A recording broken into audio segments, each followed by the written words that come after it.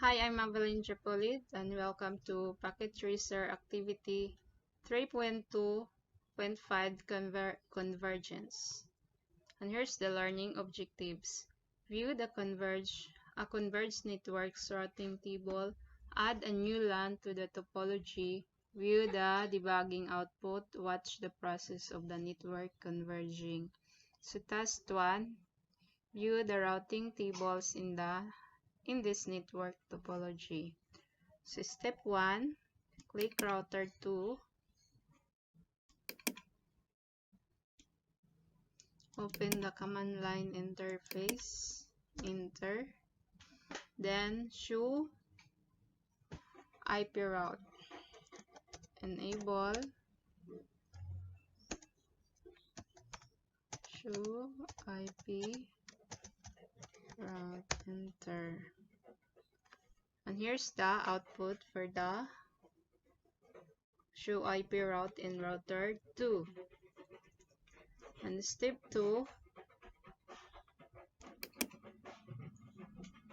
number 2, view the routing table of the router 3. So router 3.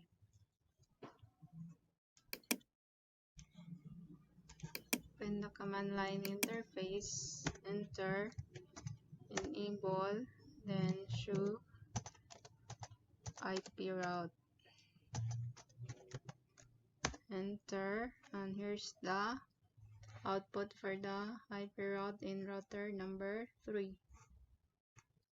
And step number 3, document the networks learned from RIP.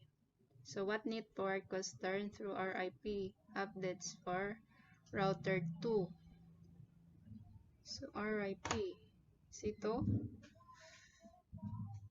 10.0.0.0/8 120/1 via 192.168.1.1 00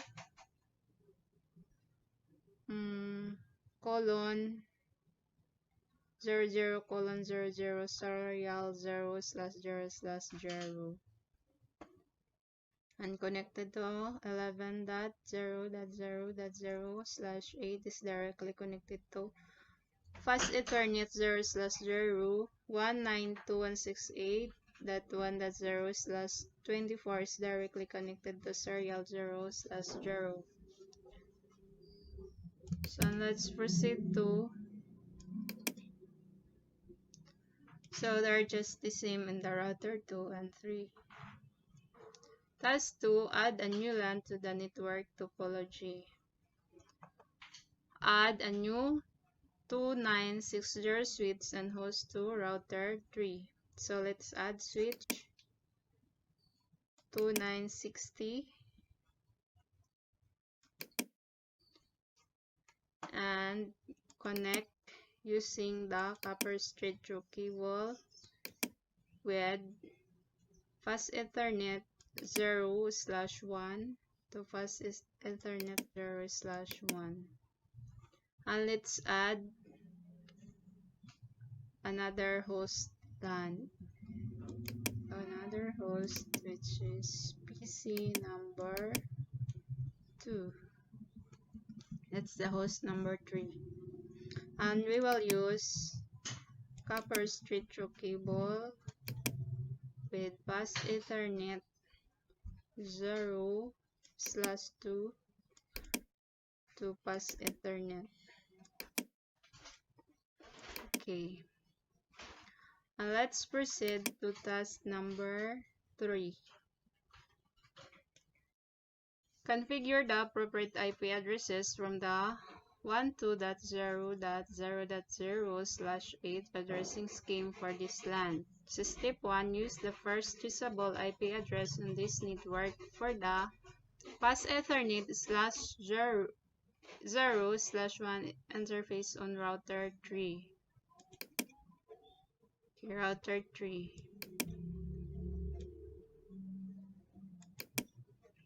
So ConfT or configure terminal, then and fast Ethernet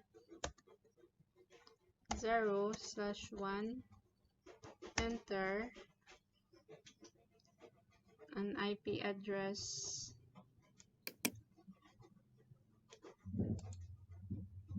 just copy IP address 12.10.0.1 and subnet mask is 255.0.0.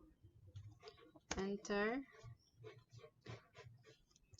Then step 2, configure the host with the last usable host. Okay, last usable host is PC number 2. Let's configure. Okay, 12, the IP address 0.0.254. And the subnet mask is 255.0.0. And the gateway is 12.0.0.1. And let's proceed to step number 3.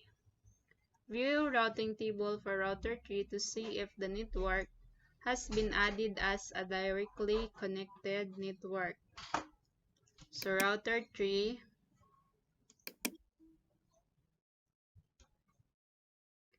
okay.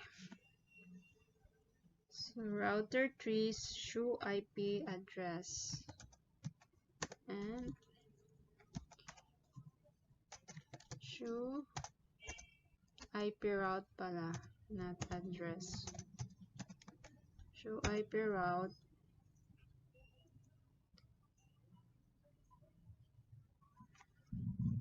Okay. And here's the output for the router 3 in show IP route. And let's proceed to step number 4. Ping from the LAN 3 host to the LAN host 1. So 3 host.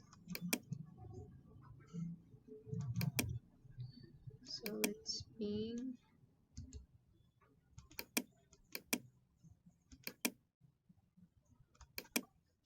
to host 1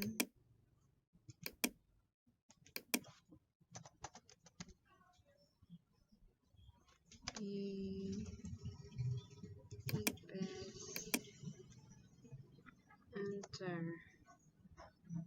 So here reply from 12.0.0.254 pinging 12.0.0.254 reply from 1.1.0.0.1 destination host unreachable pinging statistic 12.0.0.254 packet sent 4 received 0 lost 4.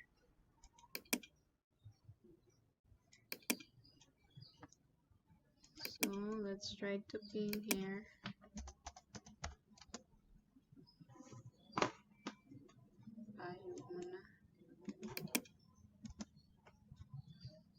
Okay. So ping statistic in PC 12 12.0.0.254 packet sent 4 receive 4 lost 0. And let's proceed to was the ping successful in LAN 3 host LAN 1 not successful, but in last host pinging in last LAN 3 is successful. So task number 4, enable the pass Ethernet 0/1 interface on router 4.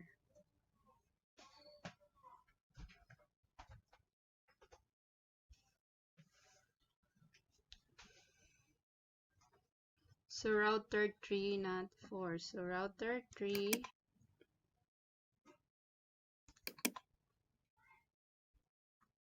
Okay. Router 3, config F, conf T or configure. Then int fast Ethernet 0/1, enter. Then no shutdown, enter.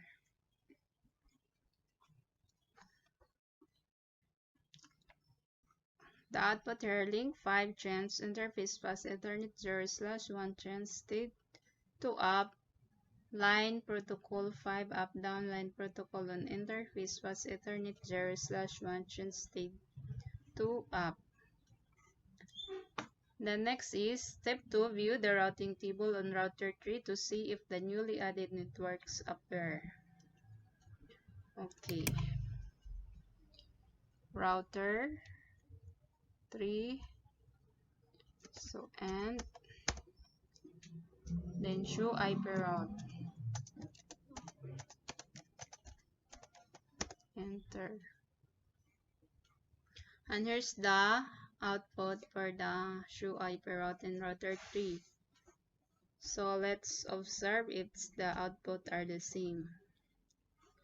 So here.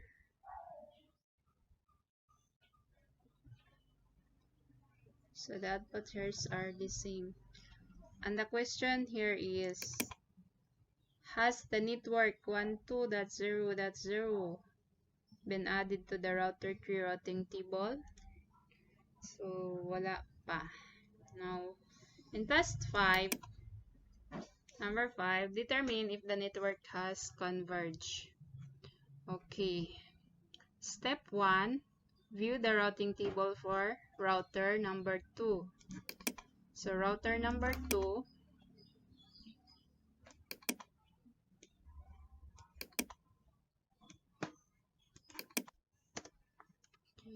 enable show IP route.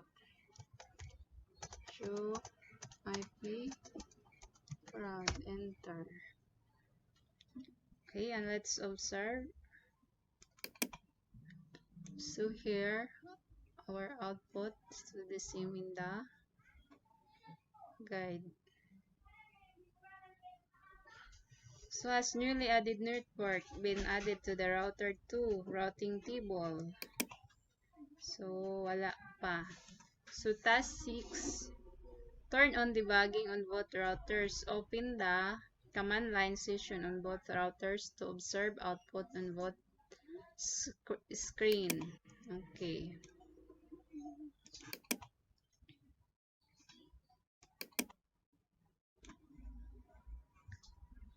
So router 2, debug IP rep. Okay. Router number 2.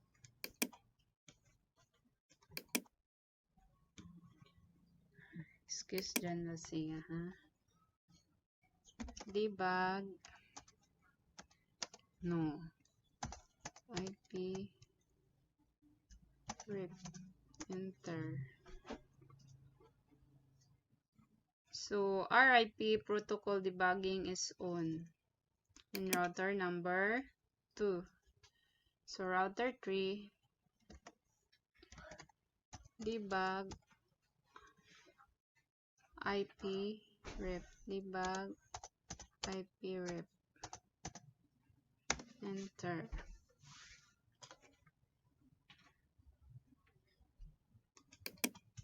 So router 3, so observe debugging output on both routers. So let's observe the output here in debugging router number 3.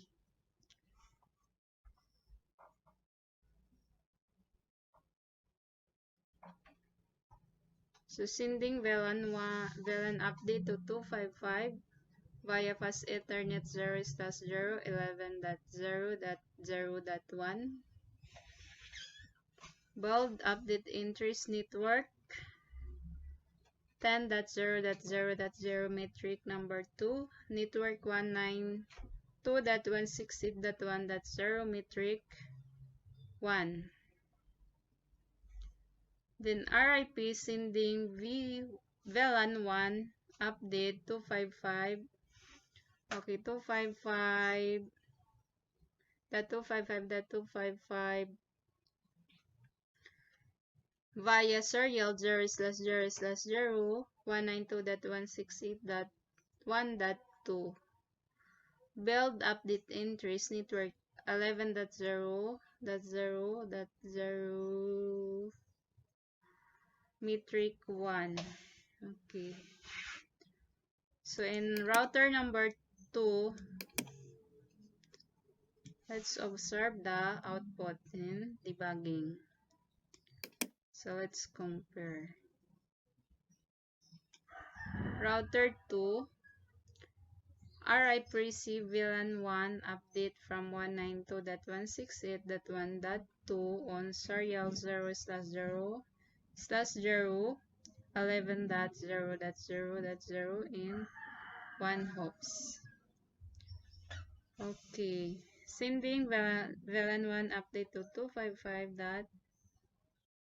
255.255 via serial 0/0/0 192.168.1.1.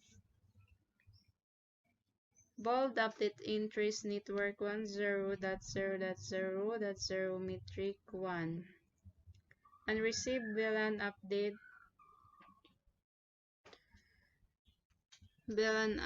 entries network 11.0.0 metric 2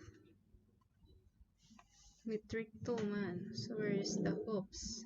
11.0.0 in 1 hops. Okay. The question here is, has router 3 include the network 1, 2,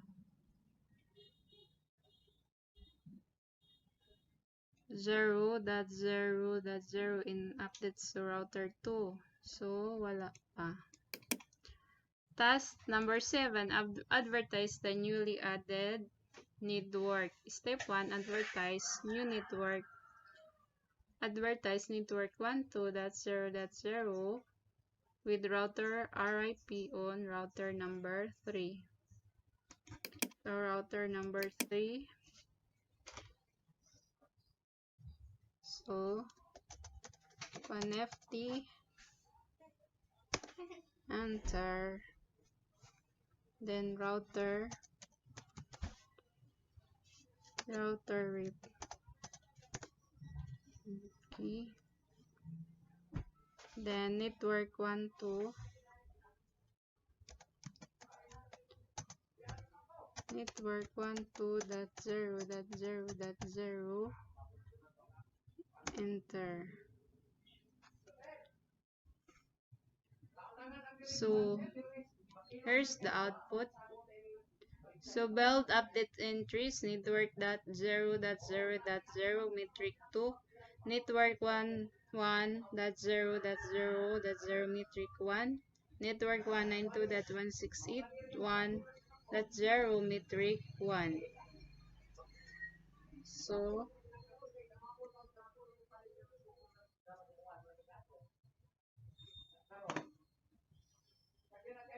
serial fast Ethernet. So, ang una fast Ethernet. Then, serial. Duha ka fast Ethernet. Okay, fast Ethernet. Serial. Fast Ethernet. Okay. And let's proceed to router number 2.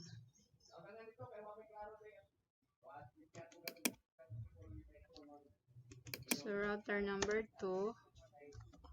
Connect, enter, then router RIP, enter,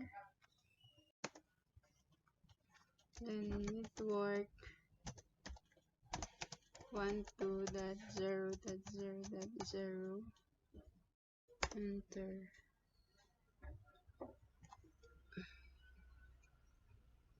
So receive VLAN update from 192.168.3255 serial 00/0/0 failed update entries network. So 10 dito receive update. Okay, receive update 192. So 11 hops, 12 in 1 hops. So 11 0 metric. So hop metric. Okay. Network 168 1 metric. Then 11 of 12 hops. Let's proceed to step number 3. Ping the LAN 3 host to LAN 1. Okay.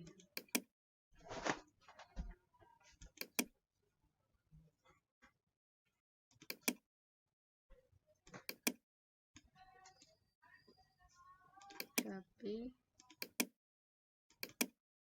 to host 1. Enter. Ma, I tried the bubble gum, Ma. Okay. So pinging 12.0.0.254 with 32 bytes of data. So ping request time out reply from 12.0.0254 bytes 32 is equal to 32 times 11 milliseconds TTL 127. So ping statistic for 12.0.0.254 packet sent for receive 3 lost 1 25 lost approximate. So let's try another PC ping, enter.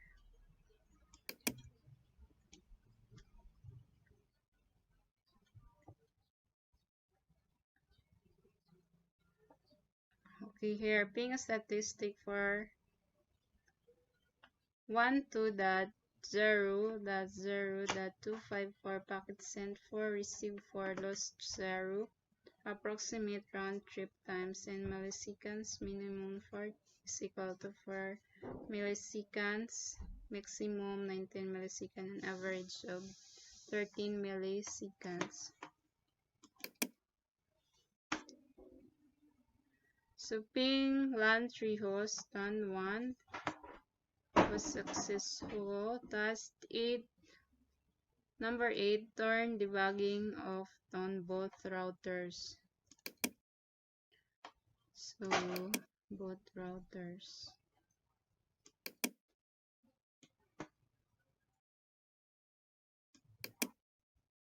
So una, okay, enter. So and no debug IP rep. So RIP protocol debugging is off from router 2. So router 3, enter.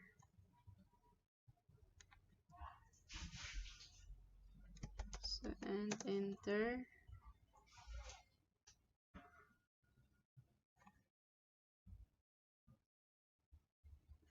Debug, no debug. No debug IP ref. So RIP protocol debugging is off.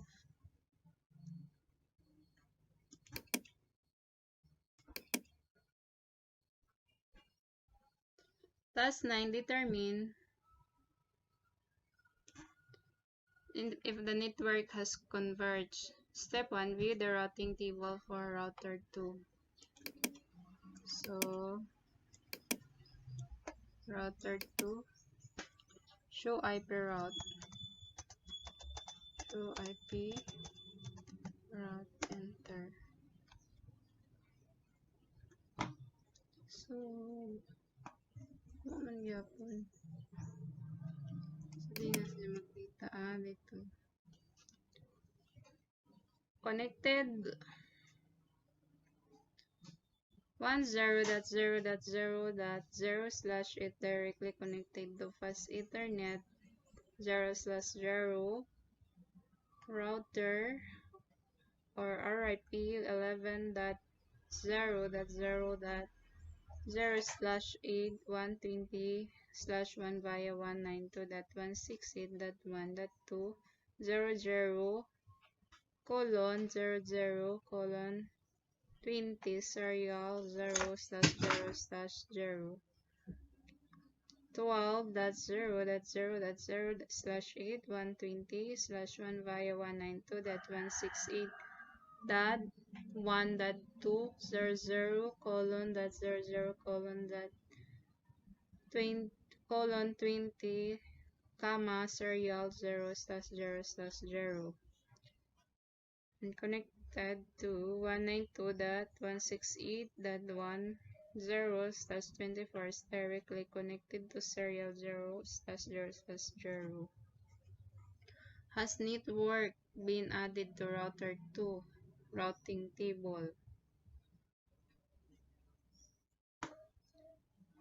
So, anong answer? What steps needed to be taken in order for the newly added network? So, the step that needed that taken is task number 7, advertise newly added network. Step 1, advertise network 12.0.0.0 with router RIP on router 3. So that's the step. Router RIP and network 12.0.0. So that's all for this activity, and thank you. Hope you learned. See you in next video.